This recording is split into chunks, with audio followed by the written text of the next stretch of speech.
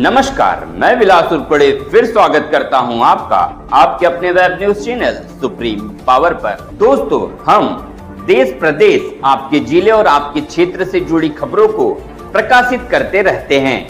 तो आप हमारी खबरों को देखने के साथ साथ हमारे चैनल से सीधे जुड़ सकते हैं, सिर्फ और सिर्फ इस लाल बटन को दबाकर और हमारे चैनल को सब्सक्राइब कर। महाराष्ट्रातले कर्तव्यदक्ष मुख्यमंत्री सन्मान्य देवेंद्रजी फडणवीस साहेब यांच्या नेतृत्वामध्ये आणि आदरणीय देवेंद्रजी सोबतच उपमुख्यमंत्री अजितदादा पवार आणि एकनाथ साहेब शिंदे साहेब अशा महायुतीच्या सरकारमध्ये काम करत असताना आम्हाला अभिमान आहे की आदरणीय देवेंद्रजी एक अशी व्यक्ती आहे की त्यांच्या नेतृत्वामध्ये 14 ते 19 मध्ये मी काम केलं आणि त्यांचे अनेक असे प्रोजेक्ट होते की त्या प्रोजेक्टमध्ये त्यांचं नावसुद्धा झालं। जसं की सांगता येईल आपल्याला की जलयुक्त शिवार अभियान अतिशय त्यांचा पायलट प्रोजेक्ट होता आणि त्यामध्ये त्यांनी मोठ्या प्रमाणावर काम केलं आणि त्याच धर्तीवर मी त्या जलयुक्त शिवाराच्या माध्यमातून माझ्याही मतदारसंघात चांगलं काम केलं। यावेळेस अर्थसंकल्पीय अधिवेशनामध्ये माझ्या मतदारसंघातले अनेक प्रश्न आहेत, त्या प्रश्नामध्ये खऱ्या अर्थाने शेतकऱ्याच्या हिताचे निर्णय व्हावं म्हणून मी त्या ठिकाणी टेक्स्टाईल पार्क होण्याच्या संदर्भात मी त्याचा पाठपुरावा करतो, पत्रव्यवहारही केलेला आहे आणि तशी जाहिरातही निघाली। परंतु काही प्रोसेस असते, काही नियमावली असते वस्त्रोद्योग विभागाच्या, त्या माध्यमातून जर आमच्या ठिकाणी जे टेक्स्टाईल पार्क आहे किंवा टेक्स्टाईल पार्क आणण्यासंदर्भात जे मी प्रयत्न करणार आहे त्यासाठी लागणारी जी वस्तुस्थिती आहे, ज्या टेक्निकली ज्या बाबी आहे त्याची जर पूर्तता आम्ही करू शकलो तर खऱ्या अर्थाने ते एक मला फार एक चांगलं यश मिळेल आणि त्यासाठी मी सातत्याने प्रयत्न करत आहे।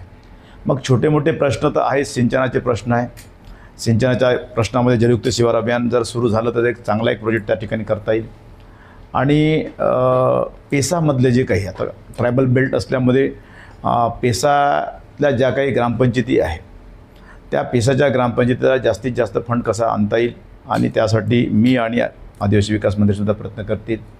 सर्वसामान्य लोकांसाठी काम करत असताना रोड रस्ते म्हणजे रस्ते आणि बाकीच्या ज्या गोष्टी आहेत त्या करत असताना आमच्या भागामध्ये आर्णीपासून तर पांढरकवड्यापर्यंत एक चांगला असा रस्ता त्या ठिकाणी जात आहे आणि त्याचं काम सुरू झालेलं आहे। त्याच्यामुळे एक हायवेसारखं काम सुरू झालेलं आहे मध्यंतरीच्या भागामध्ये, ते एक काम चालू आहे, त्याच्यामुळे ते एक महत्त्वपूर्ण काम होईल।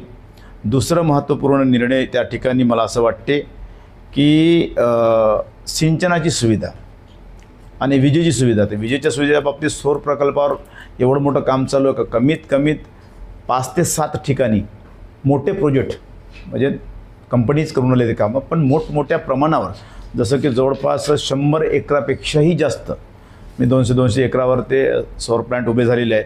त्याचा फायदा नक्कीच शेतकऱ्याला होईल आणि ते एक काम महत्त्वाचं झालं। दुसरं महत्त्वाची बाब, अर्थसंकल्पीय अधिवेशनामध्ये मी माझ्या मतदारसंघामध्ये जसं की आर्णी नगर परिषद हे नव्यानं नगर परिषद म्हणून निर्माण झाली 2011ला, तेव्हापासून तर आजपर्यंत त्या ठिकाणी डेव्हलपमेंटचं प्रमाण फार कमी आहे, म्हणून त्या ठिकाणी नगर परिषदची इमारत त्या ठिकाणी व्हावी ती एक प्रमुख मागणी आहे।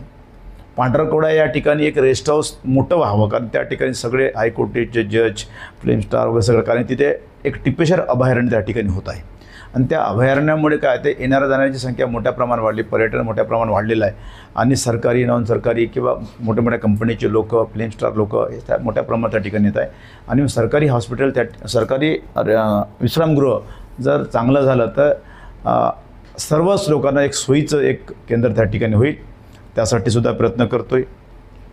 नागपूरमध्ये खासदार औद्योगिक महोत्सव होत आहे। औद्योगिक महोत्सवामध्ये गडकरी साहेबांतर्फे आणि मुख्यमंत्री साहेबांतर्फे तर मोठमोठे बिझनेस आणण्यात आलेले, तर त्यात आपल्या जे यवतमाळ जिल्हा आहे त्यात आपला जो तालुका आहे, आपला जो विधानसभा क्षेत्र त्याकरता काही काम असं आलेलं आहे का, काही कंपनी झाली? नाही, त्याची तुम्हाला कल्पना नाही, परंतु आपण जे बोललात ना उद्योगाच्या बाबतीत, तर मी तुम्हाला सांगतो की मी आदरणीय देवेंद्रजींना निवेदन केलेलं आहे की जो टेक्स्टाईल पार्कसाठी त्यांचा जो म्हणजे टेक्स्टाईल पार्क ते विदर्भात देणार आहे, तर माझी अशी मागणी आहे का विदर्भात देणार, तर विदर्भामध्ये जो बेल्ट आत्महत्याग्रस्त जिल्हा आहे आमचा यवतमाळ जिल्हा हा आत्महत्याग्रस्त जिल्हा आहे आणि हा कलंक जर पुसून काढायचा आणि शेतकऱ्याला जर आपल्याला न्याय द्यायचा असेल तर कापसावर प्रक्रिया उद्योग आपल्या भागात व्हावं, म्हणजे खास करून माझ्या विधानसभेत व्हावं अशी माझी मनोमन इच्छा आहे आणि त्या दृष्टिकोनातून मी प्रयत्न करत आहोत. तोच एक उद्योगाचा भाग जर तिथं मोठा जर झाला तर जवळपास 5-6 हजार लोकांना त्या ठिकाणी काम मिळेल. त्यासाठी मी नक्की प्रयत्न करतो. आपल्या क्षेत्रातली जनता ज्या प्रकारे महाराष्ट्रामध्ये आणि राज्य आपलं ज्या प्रकारे महाराष्ट्रामध्ये आणि देशामध्ये डबल इंजिन सरकार चालू आहे, त्याप्रकारे आपलं जे क्षेत्र आहे आपल्या क्षेत्रामध्ये डबल इंजिन आहे. आपण MLA आहात आणि मुके साहेब जे आहेत ते आदिवासी मंत्री आहेत आणि आपलं क्षेत्र बहुल जो आहे हा आदिवासी बहुल क्षेत्र. कोणतं कोणतं वीस विकास महिन्यामध्ये हे डिझाईनमध्ये आहे. आता कसं आहे, मंत्री म्हणून आदिवासी मंत्री सन्माननीय अशोकभाऊ उईके हे काय नवीन प्रोजेक्ट किंवा पायलट प्रकल्प करतील हे त्यांच्या अजून त्यांनी काही सादर नाही केलं. पण मला असं वाटतं जो आदिवासी बहुल भाग, मागासलेला भाग आणि खास करून शेतकऱ्याप्रती काय म्हणतात शेतकऱ्याप्रती एक चांगली भावना निर्माण करण्याची एक चांगली संधी आहे डबल इंजिन सरकारमध्ये. म्हणून मला असं वाटते की त्या ठिकाणी 3 मंत्री आहेत. तर सन्मान्य संजूभाऊ राठोड आहे, सन्मान्य अशोकभाऊ उईके आहे आणि आमचे इंद्रनीलजी आहे. तर संजूभाऊकडे एक चांगलं खातं आहे जल व मृद, तर त्यासाठी मोठ्या प्रमाणावर काम होतील अशी मला आशा आहे. आणि ते कामही करून राहिले संजूभाऊ राठोड. आणि संजूभाऊनी तशा प्रकारचं प्रेसही घेतली त्या दिवशी. आणि या भागातल्या शेतकऱ्यांना पाणी आणि जमिनीची सुपीकता कशी वाढवता येईल त्यासाठी आपण प्रयत्न करू आणि म्हणून त्यांनी चांगले निर्णय घेतलेले आहे. कोकणातलं नाणार प्रकल्प जो आहे त्याला खूप जास्त विरोध होता आणि आताही ते अस्तित्वात आलेलं नाही. पण आपल्या क्षेत्रामध्ये जर ती आणण्याचा नाणार प्रकल्प जर आणण्याचा प्रयत्न जर केला तर आपली अशी प्रयत्न राहणार. बघा, नाणार प्रकारच्या बाबतीत माझ्यासारख्या एका सामान्य आमदाराने किंवा बोलणं हे उचित होणार नाही. कारण तो प्रकल्प हा राज्याचा एक पायलट प्रोजेक्ट आहे आणि तो माननीय मुख्यमंत्री त्याचा सर्वस्व निर्णय घेतील. कारण तो निर्णय घेणं हे मी म्हटल्यानंतर निर्णय होईल किंवा मी इकडे घ्या म्हटल्यानं काही फरक पडणार नाही. तो निर्णय घेत असताना माननीय राज्याचे मुख्यमंत्री एक सक्षम आहे आणि ते नक्कीच चांगला निर्णय घेतील. विदर्भात आणतील किंवा विदर्भाच्या बाहेर जाईल कुठे जाईल. कारण की जर या ठिकाणी त्या दिवशी आपण बघितलं असेल गडकरी साहेबांनी जो काय म्हटलं त्यांनी एक महोत्सव घेतला, औद्योगिक महोत्सव घेतला, त्या दृष्टिकोनातून मला असं वाटते की त्यांच्या डोक्यात 2 महत्त्वाचे नेते विदर्भात आहे, सन्मान्य गडकरी साहेब आणि सन्मान्य देवेंद्रजी. हे दोन्ही विदर्भाच्या दृष्टिकोनातून खास करून महाराष्ट्राच्या हिताचे निर्णय ते नक्की घेतील आणि तशा प्रकारे त्यांचा प्रयत्नसुद्धा आहे. ST आरक्षणाच्या वर्गीकरणाच्या बाबतीत जर तुम्ही बोलत असाल तर स्पेसिफिक शासनानं असं काही GR नाही काढला. मला असं वाटते आपण जो प्रश्न उपस्थित करतो तो प्रश्न असा आहे की बिंदू नामावली, छोटा बिंदूचा जो विषय चालू आहे आदिवासींच्या संदर्भात किंवा मागासवर्गीय लोकांच्या संदर्भात, यामध्ये पूर्वीचा जो बिंदू होता तो SC नंतर लगेच ST जर आहे. आज ती परिस्थिती बदललेली आहे. कारण की आम्हाला फार म्हणजे 6 पोस्ट काहीतरी 8 पोस्ट झाल्यानंतर तो नंबर लागतो. त्यामुळे खऱ्या अर्थाने जोपर्यंत तेवढे पोस्टिंग होणार नाही तोपर्यंत आदिवासीचा बिंदू हा निश्चित होणार नाही. हा अतिशय गंभीर प्रश्न आहे. म्हणजे छोटा बिंदूचा जो प्रश्न हा अतिशय गंभीर प्रश्न आहे. यासाठी मला असं वाटतं एक आदिवासी आमदार म्हणून तो महाराष्ट्राच्या सभागृहामध्ये चर्चेला येणं अतिशय महत्त्वाचं आहे. तो जर चर्चेला आला तर खऱ्या अर्थाने जे बेरोजगार लोक आहे, बेरोजगार युवक आहे, त्यांच्या हाताला पूर्वी जसं रोस्टर चेंज व्हायचं तर roster SC ST OBC minority असं कंटिन्यू आहे. आज खऱ्या अर्थानं केवळ आदिवासीच्या आरक्षणावर तो फरक पडला. जो प्रश्न उपस्थित केला तो खऱ्या अर्थाने आदिवासींच्या आरक्षणावर फरक पडला आहे. आणि म्हणून जे वर्गीकरणाची आपण बाब उपस्थित केली अतिशय महत्त्वाची आहे. ते आमच्यासाठीच नाही, राज्याच्या तमाम लोकांसाठी आहे, राज्याच्या तमाम आदिवासीसाठी आहे. तो प्रश्न आमच्या सर्व आमदारांनी मिळून तो चर्चेला आणणं फार गरजेचं आहे. त्यासाठी मी प्रयत्न करणार. माझ्या आर्णी विधानसभा क्षेत्रातील सर्व सन्मान्य जनतेला मी आव्हान करतो की आपल्या सर्वांच्या कृपेने, सर्वांच्या सहकार्याने, सर्वांच्या शुभाशीर्वादाने मला आपण 5 वर्षासाठी निवडून दिलं. मी तुमचा लोकप्रतिनिधी म्हणून काम करत असताना मी आमच्या ग्रामीण भाषेत मी एक शब्द नेहमी वापरतो की 1 वर्षाचा सालगडी असतो. मी माझ्या विधानसभेच्या जनतेचा 5 वर्षाचा सालगडी आहे आणि म्हणून 5 वर्ष मी त्यांची सेवा करण्यासाठी त्यांनी मला संधी दिली. त्या संधीचं सोनं करण्यासाठी त्या सेवेच्या रूपाने करीन आणि मी त्यांच्या सेवेमध्ये जर पास झालो तर पुनश्च ते लोक मला आशीर्वाद देतील अशा प्रकारची अपेक्षा आहे.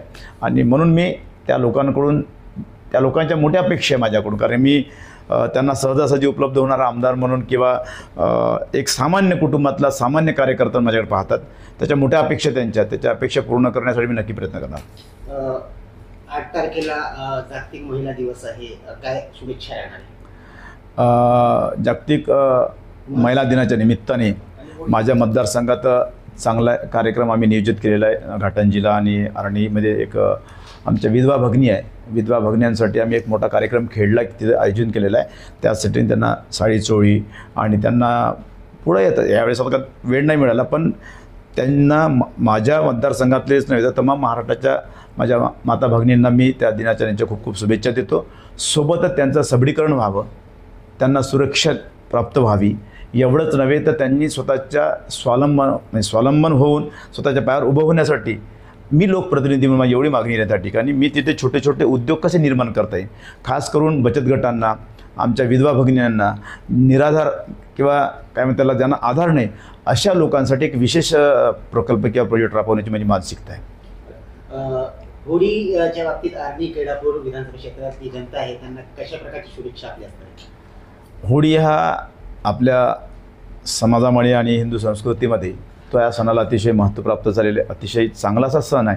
आणि विशेष म्हणजे आमच्या तरी क्षेत्रामध्ये, माझ्या क्षेत्रामध्ये बंजारी समाज या सणाला अतिशय म्हणजे वेगळ्या प्रकारे म्हणजे 5-5, 6-6 दिवस तो सण साजरा केला जातो आणि अतिशय वेगळ्या प्रकारे साजरा केला जातो. त्यामुळे जर तुम्हाला कधी वेळ मिळाला तर नक्कीच माझ्या भागामध्ये होळीच्या वेळेस या तुम्ही आणि त्या सणाचा आस्वाद तुम्हाला लोक कशा प्रकारे होळी साजरी करतात त्याचं तुम्ही नक्की प्रत्यक्ष दर्शन बघावची माझी इच्छा आहे.